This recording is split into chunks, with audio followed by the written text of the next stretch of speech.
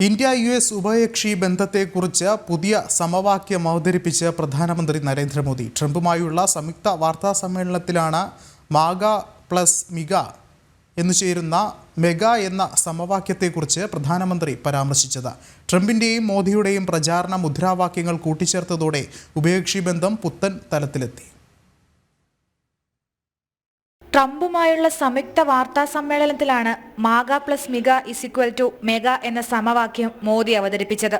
साथ मिलकर काम करते हैं यानी मागा मागा प्लस मिगा तब बन जाता है मेगा पार्टनरशिप फॉर प्रॉस्पेरिटी.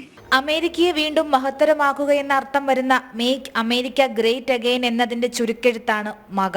2047ഓടെ വികസിത ഭാരതം കെട്ടിപ്പടുക്കാനുള്ള ഭാരതത്തിന്റെ പരിശ്രമത്തെ സൂചിപ്പിക്കുന്നതാണ് മിഗ.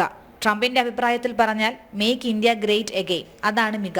അങ്ങനെ മാഗയും മിഗയും കൂട്ടിച്ചേർന്ന് മെഗ ആകും. अमेरिका के लोग राष्ट्रपति ट्रंप के मोटो मेक अमेरिका ग्रेट अगेन यानी मागा से परिचित है.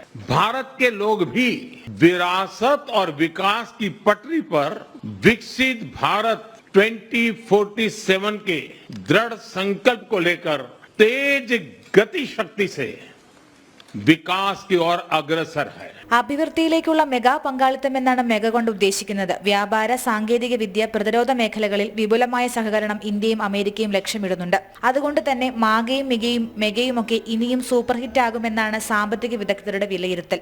ഇന്റർനാഷണൽ ഡെസ്ക്, ജനം.